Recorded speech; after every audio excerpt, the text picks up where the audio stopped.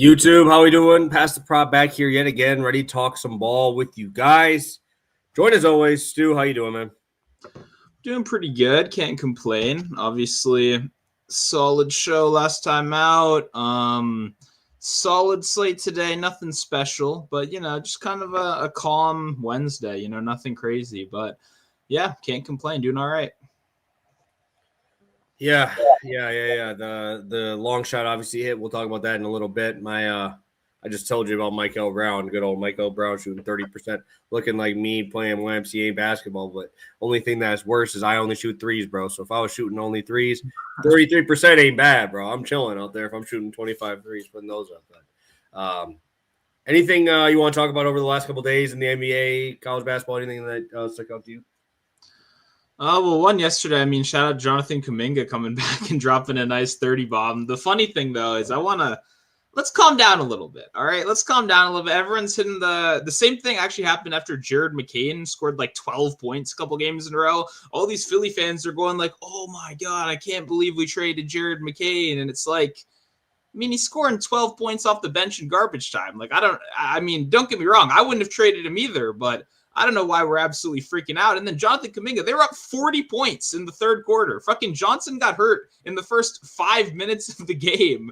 Like, these were like and it's against the Wizards. These were like the best circumstances possible for Kuminga to, have this crazy game. Like, obviously trading him for nothing is a misstep on the Warriors' part, but like, what are we doing? Like, really, one game against the Wizards, beating them up, garbage time, injury. Like, that's what's making everyone freak out. I know it's Twitter, but, like, let's calm down a little bit. That's all I'm trying to say. Kuminga's still the same guy he was a week ago. Nothing's changed. You know what I mean? He just had, like, the usage spot of the year with, obviously, Johnson going down and getting garbage time Wizards, getting guarded by fucking Anthony Gill. It's the NBA. You don't get that every day, So that's been cracking me up because I've just been seeing all my Twitters like Kuminga. And I'm like, Let's slow our roll a little bit here. This isn't really a difference maker at all, but it is what it is. Yeah, I think for me, it's just I get to watch Steve Kerr. Hopefully, eat shit because I don't like Steve Kerr. I'm kind of a anti-Steve Kerr because I'm like, bro, how do you just treat this dude like something had to happen in the back of that? Because like even just for him to be out there and play some defense, like he's a good defender, and obviously going to be a good scorer, but I don't expect 20 a night, from a dude here. But, yeah, you got the Wizards who are just, that defense is fucking horrible. And then perfect storm of, 5 minutes in, dude. And Jalen Johnson goes out. I'm like, Kuminga's got 7 boards, 4 assists at half. I'm like, what the fuck? Then I look at Jalen Johnson played 4 minutes. I'm like, oh, okay, that makes all more sense. Yeah. No, obviously the Warriors fucked up. Like, don't get me wrong. Like, the whole Kuminga experience was a mess. But one, the trade obviously, like, should have happened, or no, don't re-sign him, or if you're going to, like, get rid of him in the offseason. Don't go into the year with the same problem unresolved. Because, like you said, they didn't resolve whatever problem. He just sat on the bench angry all year. So, I don't know. He's clearly, like, an NBA player. He's clearly a guy that can contribute to a team. But obviously the whole Warriors philosophy is kind of like, unselfish, screen, like defend your ass off and make way for Curry. And Kuminga was like, what if I shot every time I had the ball? And Kerr was like, I fucking hate that. So I'm guessing that's the simplest version of the events. Obviously that probably escalated. But yeah, just a shit show. And hey, I'm glad the Warriors have some fun young guys as well. My boy Santos over there cooking. From the Brazilian league has just come in after a couple of years and finally making an impact over there. Like I've always been a Gary Payton Jr. fan as well. Freaking small as hell, but the best defender on the court most of the time. Like they got some fun guys over there. So the getting Porzingis back in the trade is funny because he's just permanently sick now, I guess. Like I'm not really sure what's going on with him, but I don't think that's worth much going forward. Yeah, as a guy who's gotten sick this week for the first time in a while, I'll give him a little pass because this fucking blows.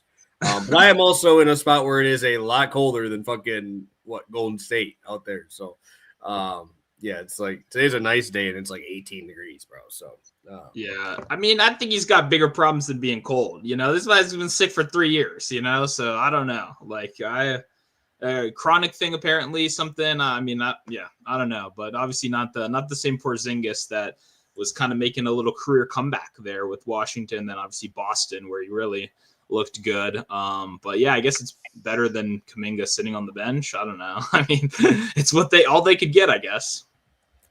Yeah, I wish he would just play more. He's obviously very good when he gets a chance to go out there, but it's few and far between, right? It's few and far between the games that we get to see Porzingis actually get out there and do his thing, unfortunately. But let's get this thing rolling here today, Stu. We got a good slate NBA going right now.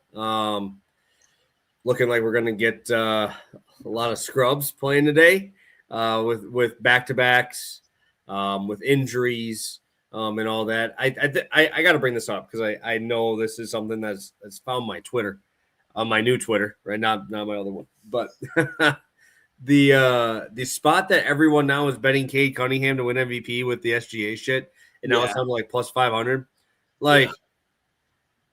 What's your thoughts on it? Obviously, I have my own opinion on it. I'm curious what you think, because obviously I think they projected SGA at 67 games, and you need to play 65. I mean, if they're locked into the 1 seed, do they sit them at the end of the year? I don't know. Or do they just play them for 1 minute and pop them off the court? You know what I'm saying? So, like, that'll obviously go towards the stats there too, points per game and all that shit. So it's like, it's kind of tough because obviously you kind of assume it's either Jokic or SGA. But now you get to this point where they make these strict rules on it. So now obviously Giannis is out. Luka's been in and out. Like all these other pretty big time guys are pretty much out of the running no matter what. So what is your thoughts on that with Cade being bet down to what? Plus 500? And he was like 18-1 a couple weeks ago. Yeah, I was going to say, if you got like 20-1, if you got like 30-1, like that's fine. There's 0% chance I bet it right now, plus 450, like 0%. I mean, the thing is, what you'd want for a Cade vote is you'd want voter fatigue, just like maximizing, right? If people just like, oh, it's the same guys again. Like Cade's been good. We want to mix it up. And Cade does deserve a lot of credit. When we were talking about who's going to win the East on the last show, right? My biggest problem, and it was actually shown that night, is what happens when Cade shoots 5 for 26, which is what happened when they played a really good team, right? Who's going to step up? Tobias Harris, Duncan? Well, that's not what I want to bet on in the playoffs. So in a way, carrying all that usage deserves a lot of credit, and he deserves to be in the conversation. But I do not think he's going to win the MVP. I would not bet on him to win the MVP, and I would not vote for him as if I were a voter to win the MVP. So, I mean, at the current price, it's definitely a stay away. The projected game stuff that seems really dumb to me because you can't project future injury. Like, that's all random. So a guy's going to play as many games as he can, and if he gets injured along the way, then that's when the value opens up. You can't, like if SGA, like you said, end of the year, they're not going to sit, like, for an MVP award, they're not. Jokic is already, like, both of them will play just the bare minimum, whatever needed to get it, if that's needed, just same with Josh Allen keeping his streak alive in the NFL by playing the first snap of weeks 18 and then taking a knee or whatever and getting out of there. Like, it's players are going to do it. So yeah, I would not bet Cade. But shout out to Cade for having a great year. I didn't think his ceiling was quite this high. I'm not going to lie. I thought Cade would always be good. I thought he'd be very good, but I didn't know he'd be this good. So well-deserved credit, but yeah, I don't have a ticket. I probably won't unless anything happens with maybe an injury later could, change that, but you got to then, beat the book kind of thing. So me personally, I have no interest in that one right now. Yeah. I thought that was just funny because I just saw those odds just getting hammered and I'm like, damn, dude, is this really going to happen? Is this really going to happen where everybody just kind of has to bet on these dudes just for playing games, right? So, it kind of sucks. Obviously, wish that they would there'd be something a little different there, but obviously there's a lot of moving parts in the NBA with the tanking rules now coming and everything there. So let's get a quick recap. We got 30 of you guys in here live. Appreciate you joining us. As always, if you can hit the like button, go subscribe over on YouTube as well. Obviously, I'm assuming you guys are seeing me on that other crap account. So I'm still posting on the other one. Trying to keep up. But we get to talk about a nice winner for you, Stu, on your long shot spot from Monday. Yeah, shout out to Reed Shepard. Came out here. He wasn't even mad that you misspelled his name, by the way. He was perfectly fine with that. No problems. Got the job done out there. I like Reed Shepard, man. I bet him, like, even I considered it today. Obviously, no Amen Thompson in there and another blowout. But now the line is, plus 200. So it's like, I don't hate it. I still, good matchup again, but just the odds aren't quite what I was looking for there. But yeah, Shepard is fun to watch. I mean, he's just a bucket out there. Too bad Ime hates him. It really does feel like he does not like this guy. Shepard, luckily, all of his shots made were threes in this one as well. I believe he ended up 15 points on just 5 threes. So got the job done, did his job, took advantage of good matchup. Anytime we get these like injury games or blowouts and stuff, I think Reed Shepard is always in line to have some pretty good usage just because his role is very well defined. You don't have to guess what he's going to do out there. Everyone kind of knows. So yeah, shout out to Reed Shepard getting the job done.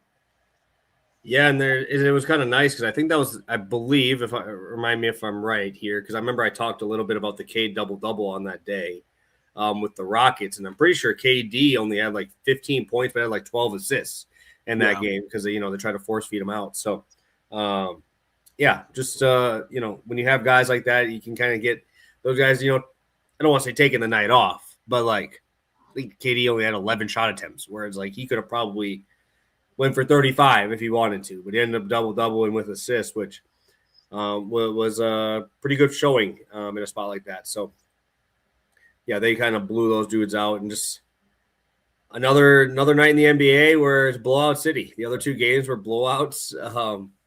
Obviously, the Pistons game was good, like we expected. But yeah, they kind of it looked like they were just all over Cade that game, bro. Yeah. I mean, it's just the Spurs are one of those teams that, like, what they're playing today, right? They're playing, who are they got? Raptors, right? It's like when you go through the list of guys you want to bet, it's just tough. It's hard to find someone that you like for an over because Wemby, just the way they shut down the paint and like keep you out of it. It's like, okay, eliminate that. And then you can be very aggressive because you've got Wemby taking away the 3-point line, right? So to beat the Spurs, you essentially just have to be like a pull-up shooter or like a self-creator that can kind of do your own work against tough defenders. Because then, you still got guys like Castle's fucking awesome, man. If you just watch him play defense out there, I was so high on Castle out of college. A lot of people hated on him. I really wanted him to fall to the Wizards. He kept kind of demanding to be like a point guard or whatever. So people were kind of like angry at him. But man, the way he plays defense out there is just so awesome. Slips through screens, but he's still big as hell. Just incredibly impressive stuff. And he's a very underrated piece of that puzzle. So even for the Raptors today, I was like, maybe Quickly, just because Quickly can create his own off the bounce if no Barnes is there. Maybe Ingram, but then we just saw Ingram locked down in a very similar matchup last night. Had his under against Lou Dort. Never want to take Ingram against Lou Dort over there. Lou Dort, man. One more thing before, I was going to bring something about Lou Dort too. If my team, luckily my team never makes the playoffs, so I don't have to worry about this. If a team I cared about and watched every fucking day I had to watch Lou Dort foul my best player for 40 hours straight every game, I would lose my mind. And I know I kind of did lose my mind last year watching the Thunder anyway, because just like, why are they allowed to play so much more physical than everyone else? But Lou Dort specifically, it would make me so angry if I was going against him. Just like, come on, man. Its reputation's got him too far. You can't tap people every time they, like, even if you're not like aggressively fouling. It's just very frustrating to watch. Yeah, I literally was about to bring up the same thing because I watched, I think it was a clip this morning of Brandon Ingram just getting fucking thrown around, bro. And I'm like, this dude's like freaking full on pushing this dude over. I'm like, I know it's tough using Brandon Ingram as an example because the dude is fucking scrawny as hell. But still, like, you shouldn't be able to have 2 hands on a dude when they're calling SGA for falling over half the game. And they're calling fouls on that with nobody touching them. And we're not even going to call a 2-hand push damn near in some of these spots. So really wild, man. Really, really wild to watch. Definitely agree. I'm like, luckily, I'm not that emotionally invested where it like makes me angry as like a basketball fan. But man, if that was my team out there, oh my God, I'd be so like, I'm to the point where like, if I was walking, like, I don't know if I'd want to watch basketball with other people. You know what I mean? Because every time I'd be like, is this really how we play now? Like, reputation just gets you so far. If you're seen as a physical defender, if you're kind of, that's what people think of you as, then you get some built-in like credit for a lot of these guys, well, if you're seen as like foul prone or whatever, blah, blah, then they hit you with that whistle so fast. Like, man, just frustrating. Yeah, it was. I literally was about to bring that up as well because, yeah, I saw that video this morning. I don't know if we saw the same video, but it was horrible to watch. I get to talk about something horrible to watch. We're talking about Michael Brown already. 30 and a half. I think he had 3 rebounds, 2 assists. I counted. I was watching this. Luckily for me at work, I have some guy, the guy I work with, is a buddy of mine, and he tails a lot of my stuff and everything too. So like, we'll put the game on in the background. The amount of potential assists that Michael Brown had in that fucking game, that dudes just missed shots, missed layups, got fouled, open threes, just missed. Louisville looked horrible. They lost the game with just so many missed opportunities.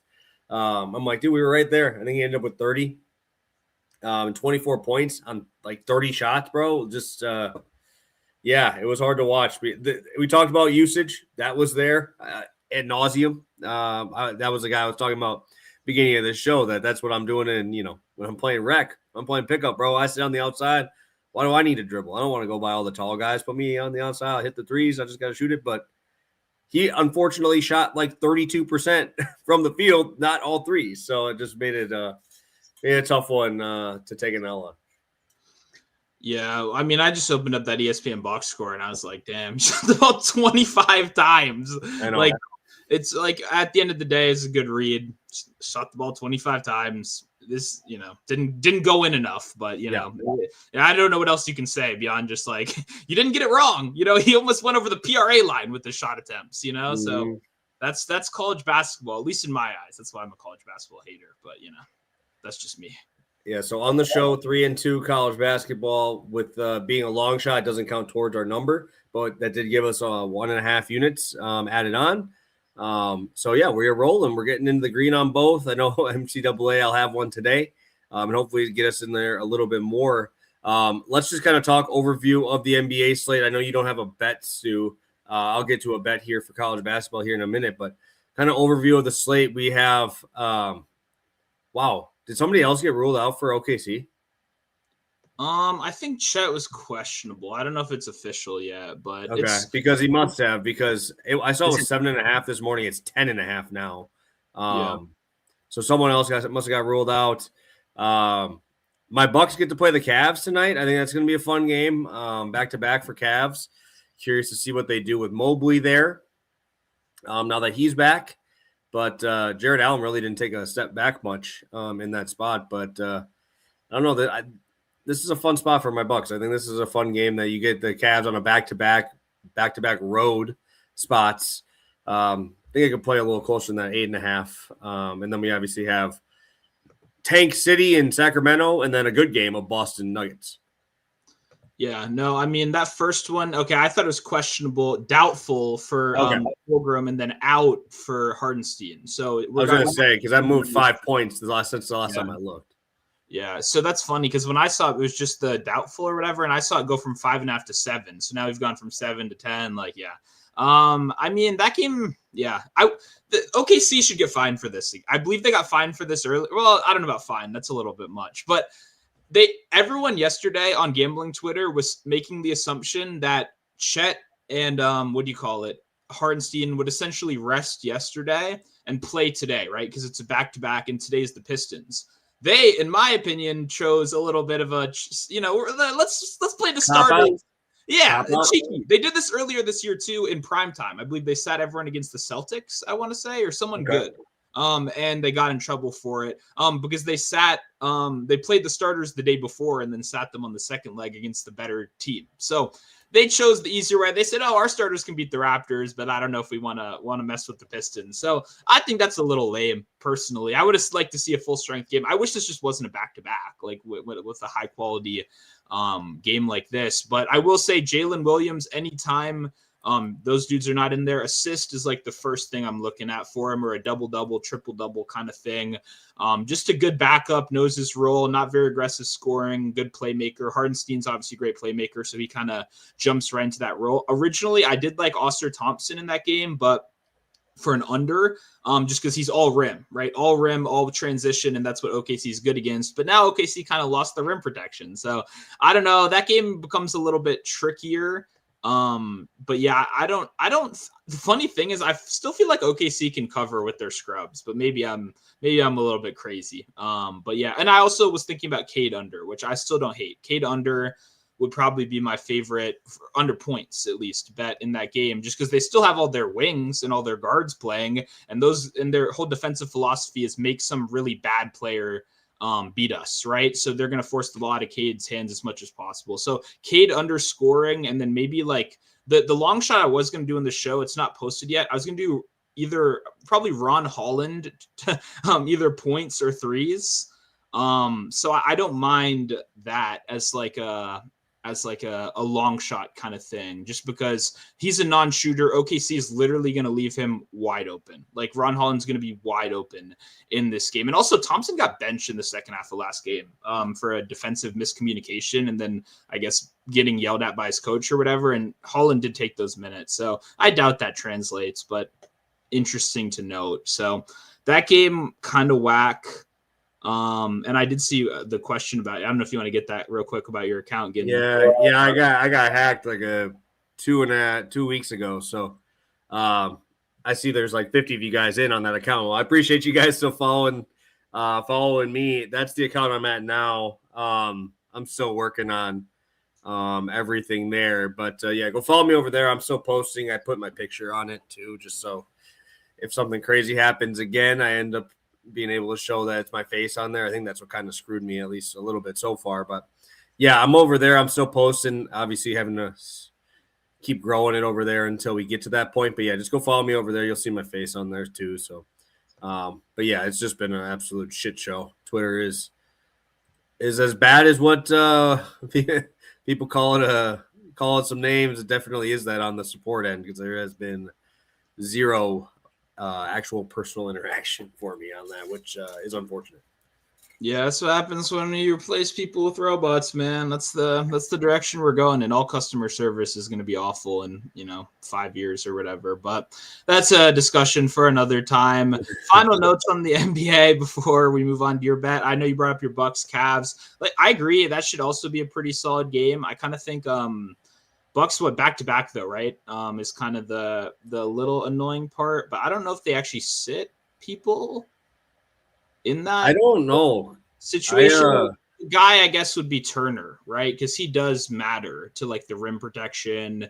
Bucks force a lot of threes, so like Jared Allen, I'd like more if it was Bobby Portis down there than it was Miles Turner, But Allen's been awesome, man. A lot of people credit his spin for no Mobley, but man, it's fucking Harden. Like Harden's feeding him. Like it's what the Zubac effect, So like that team right now, but it's kind of hard to bet on. Maybe like a Sam Merrill, just because 3-point shooter against the Bucks is always nice. But his line, he's also inconsistent minutes right now. It's just a little trickier. Only other thing I want to mention from this slate, I already said Reed Shepherd. Still don't hate him today with no Thompson, but the line's caught up a little bit. They adjusted a little, unfortunately. But I guess that was the other one. Oh, yeah, Warriors-Grizzlies. That should be a good game. I'm curious if Draymond plays or not, because he's missed the last couple back-to-backs, but he was playing them earlier in the year, so I don't know if he plays or not today. But if he doesn't, then it's just going to be all those little guys just battling for rebounds. The Grizzlies can't rebound for shit. The only problem is there's no true center to take advantage. Like, I guess maybe Post, honestly, funnily enough, off the bench. Yeah, because Horford, like, he's stretching, he's moving around. He doesn't really play like a traditional center, so that makes it a little bit trickier. But Post could be solid, and then obviously Santos is my guy. Big Santos fan. Had a double last night. I don't mind a little double sprinkle, and then Podziemski as well. I mean, that dude just stacks rebounds and assists. And I know it doesn't matter. It's his birthday today, so there you go. If you want some of that, but I think that game will be interesting. I need a little more injury report. That's probably the game I'll have a bet in the end. But like, Draymond does matter a decent amount, as much people make fun of him, just to how the offense is distributed, right? And who's playmaking and all that kind of stuff. So, that one will be, I think, solid game and just two kind of shittier teams. Yeah, the only thing I'll use on on the Bucks side of stuff from yesterday. I know we don't have to talk about it a ton, but Cam Thomas and Miles Turner both got played off the court yesterday by the Heat. Yeah. Like, Miles Turner played sub 20 minutes, bro. Like, but tonight they're going to need him, right? Tonight they're going to actually need him to play against the two bigs that Cleveland plays. But Bam kind of ran him off the floor in that one, and we got to see honestly, dude, I was very impressed with a guy I didn't think I would be saying his name much. Was it Jericho Sims? That dude's playing some fucking ball right now. That dude is playing legit basketball right now. I think he had another 10 rebounds. 10 rebounds last night, 5 assists, dude. That's the type of guy I think you be betting assists on, bro. Because he's got, I mean, you can ladder those like crazy. I saw it was like 1.5. The dude has 5. And he had 8, 10, and 5 last night in like 28 minutes. So, yeah, center assists are hard to bet for me. Like, it's just hard. I like guys with the ball in their hands a shit ton, you know, but hey, Sims, I've always liked him for blocks. Like, I've always thought he's a good defender. I used to play him when he was on the Knicks, when he'd get more than like when Mitchell Robinson would be out. You know, I'd like taking him for a block. But yeah, it's good to see him kind of improving. You guys obviously needed a little bit of help in the trenches there, and he's been a solid like role guy, you know. yes, sir. And fucking Thomas, you know, I didn't even bet on him. Just like that guy, he's the other guy that gets the Kuminga effect, right? Where everyone tweets about him, they're like, "Oh my God, Cam Thomas is like God. He's the best basketball player ever." And it's like, well, I don't know. I wouldn't have cut him necessarily. You still got to at least get something back, in my opinion. And there should be a market out there somewhere. But like, all the guy does is score. And if you can't cover up his defense, if you can't cover up his lack of playmaking, like you said, he's just going to get played off the floor. He has his role, he has his places, you know, but just people always try to make it seem like he's more than he is, you know. Yeah, I saw your boy who's on our team, Jang, 3 threes, 3 for 3 last night from 3. I helped him in the end of the game, big time threes hit at the end. He went 3 for 3 from 3-point line. So in 20 minutes, which again, those two, I mean, Cam Thomas has been fine. It's just not going to really work much with Giannis when he gets back there. I don't really know how that's going to work, but you know, a lot of young guys on the team, which we Bucks needed to kind of do because they need to get younger because they're all old dudes right now. So, yeah, I'm excited for that Denver game tonight. I think that'll be fun. Obviously, Boston having to travel to altitude when you're having these dudes play the minutes that they're playing now. You know, obviously, if you had Tatum, it'd be a little different. You wouldn't need to see a 38-minute piece from Jaylen Brown, but he's playing a ton of minutes. I think these are the types of games that kind of get you, right? These are the types of games like I think Denver's 3-point favorite or 3-point dog. I saw 3 was the line. 4.5 point faves. Yeah. So it's like, I think they're starting to realize that too, is like, this is a brutal spot, dude. Like to have to go to Denver. Denver's kind of rested. I don't think they've played in the last 2 days. So, kind of a brutal spot when you're really rotating only through 8 dudes with real minutes in competitive ball games. Obviously, Boston has won quite a few games by blowout margin, so you get to see some minutes pop up on those. But I mean, it's Pritchard's getting 30 minutes off the bench. I mean, Derek White's getting his mid-30s. You're getting 35 out of Brown. Yeah. Yeah, no, I mean this is probably the best actual basketball game of the night. But yeah, just tricky to bet on. Mazzulla is a great coach, but he really mixes and matches his defensive schemes based on the opponent.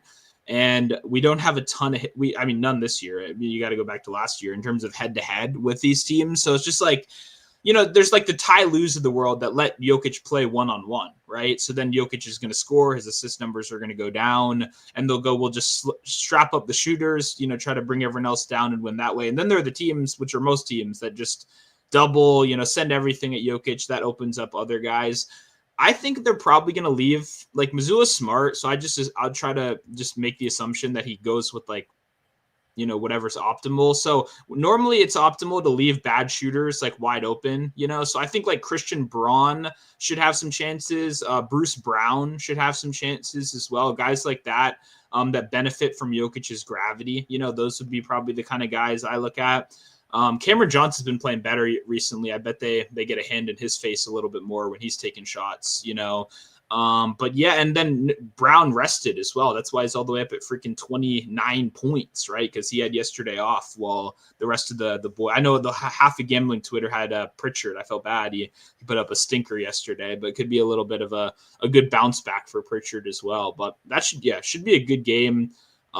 Definitely a fun watch, but I don't really have any betting leans. I don't bet on either of these teams very often, to be honest. The Celtics are a tough team to bet on right now, in my opinion, unless you're willing to pay up for Jaylen Brown or Pritchard, which in my opinion gets a little tricky sometimes.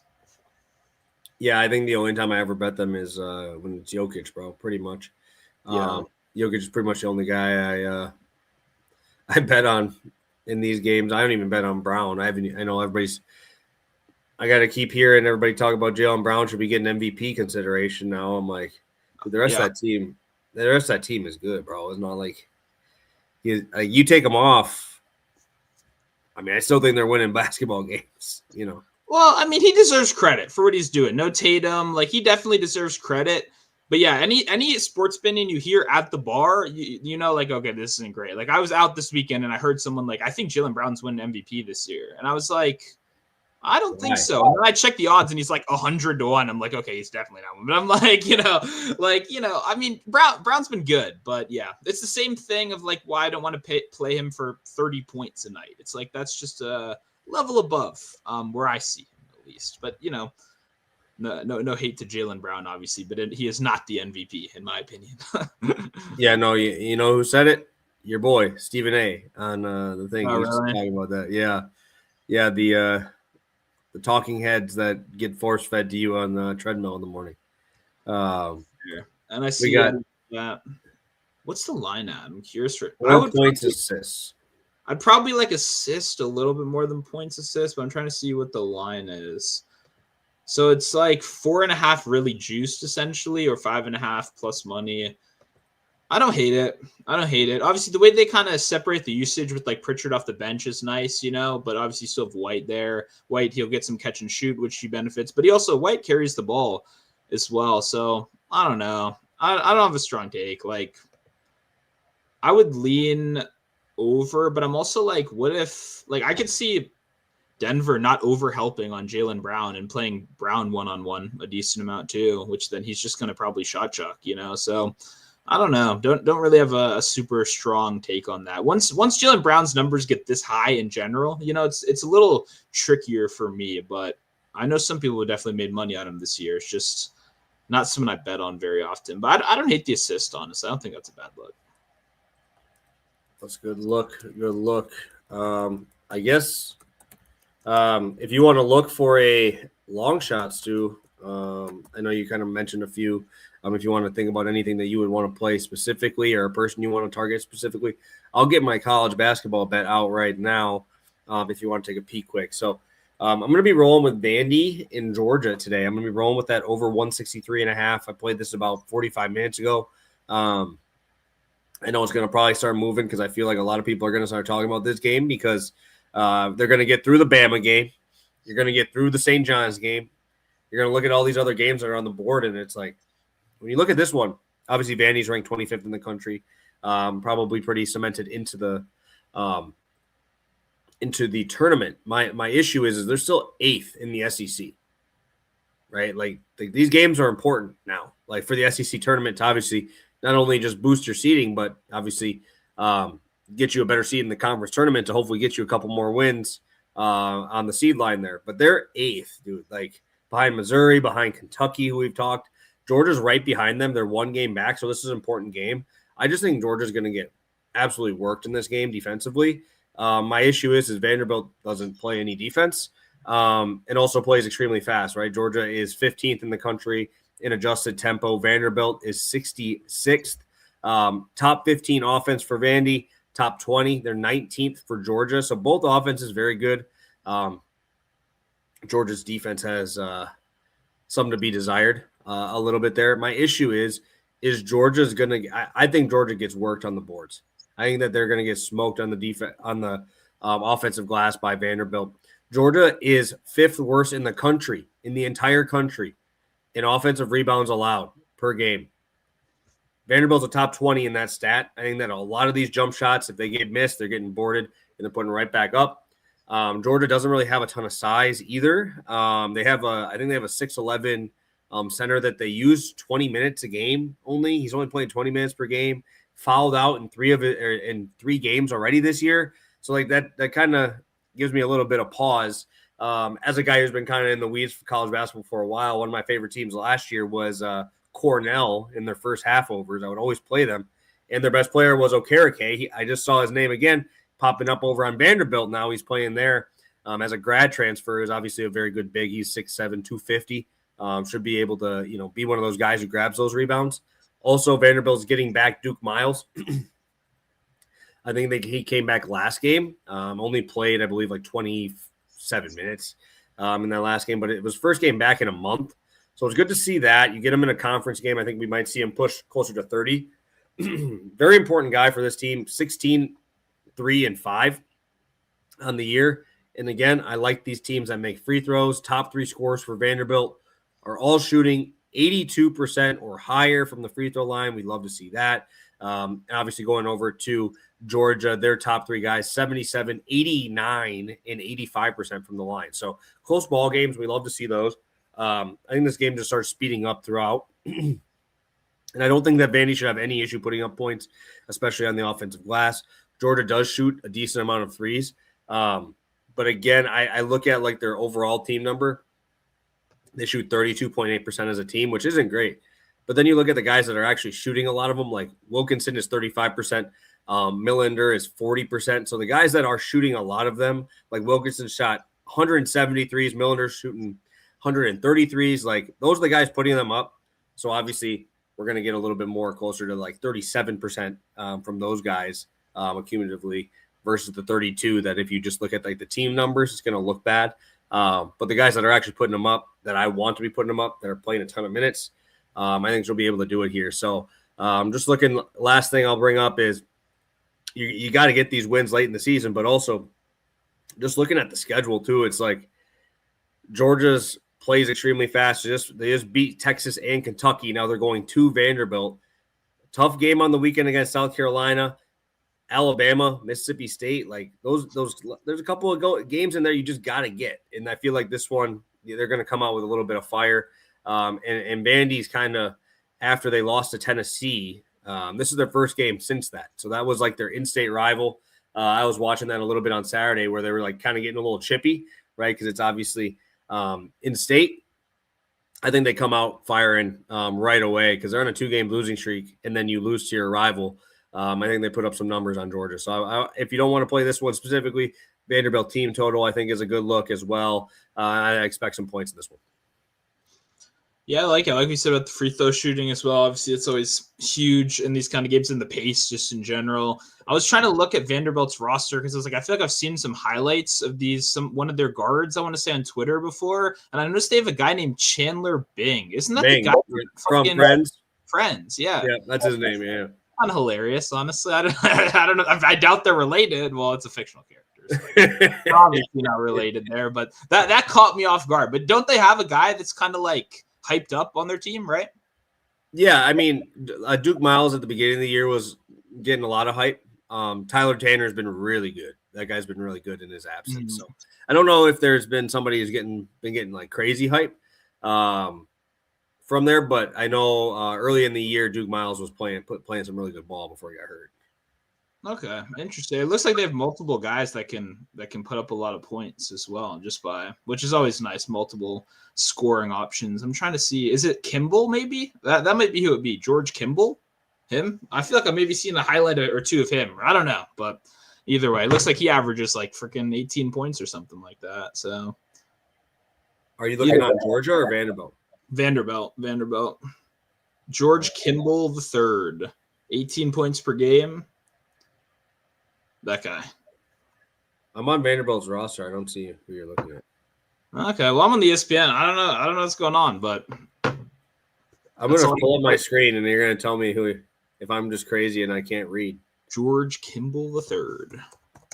Do you see this? My screen? Have you pulled it up?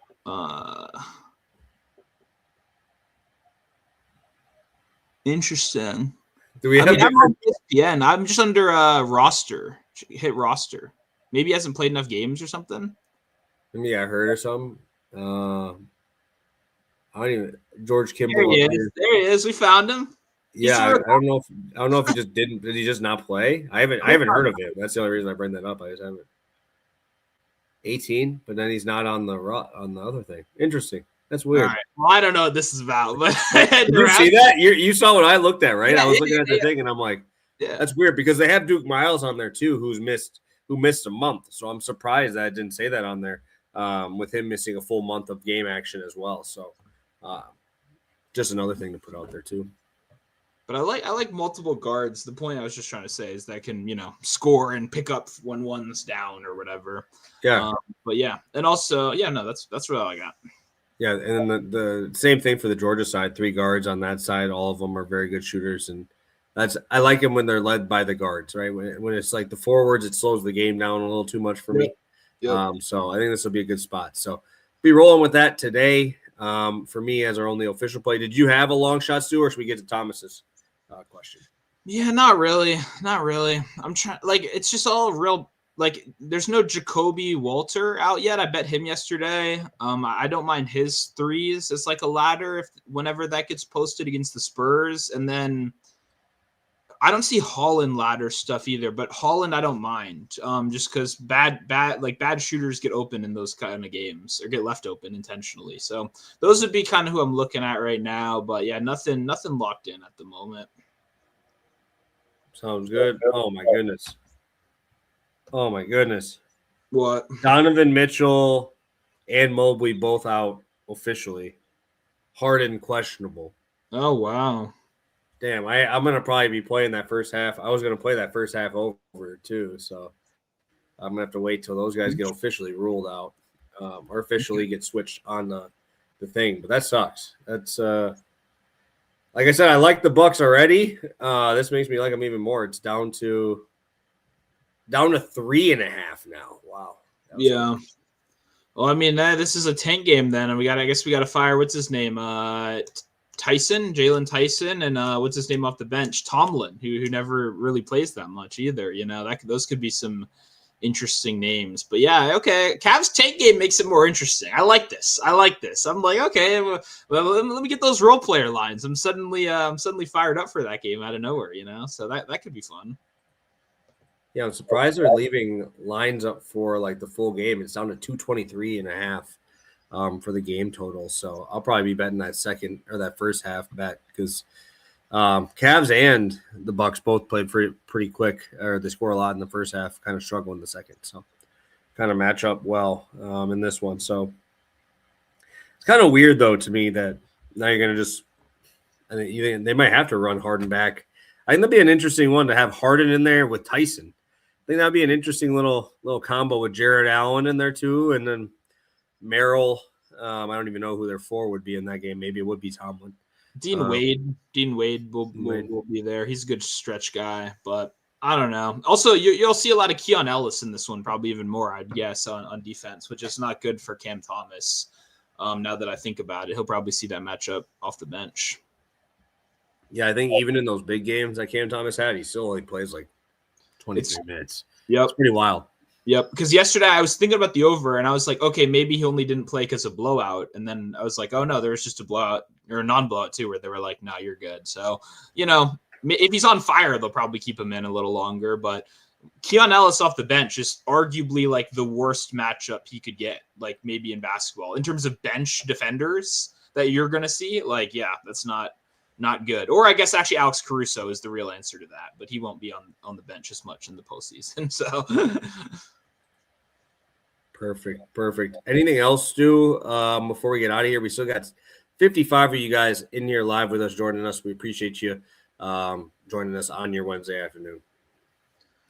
Yeah, not much. I see Thomas with the 3-point shooters thing in the chat. Hauser, don't mind Hauser at all. Just like, man, they got a bunch of white guys. Who knows which one it's going to be? And I was telling you for the show, I kind of like Baylor Shireman a little bit, but I like him more when Brown's out. So, yeah, don't think that's a bad look at all. Awesome. Yeah, solid. All right, so we will be back Friday. Might have to be early just because I have a a longer day on Friday because I got to start work a little earlier than usual on Friday. So we'll figure that out. Make sure you follow over on YouTube, have the notification bell. Follow me at the account lower on the bottom of the screen here. Obviously, seeing about 50 of you guys from Twitter. Follow me over on this account. That's where I'll be until everything gets situated with Twitter, which I'm not going to give you a time or anything like that because I have no idea. They tell you stuff and I have no clue what they're going to do, but we'll be back. We're still posting plays, still making money on the show. So appreciate you guys for joining us. Catch us on Friday, and we'll get it ready for another round of Pass the Prop. So have a good one, guys, and best of luck on all your bets tonight.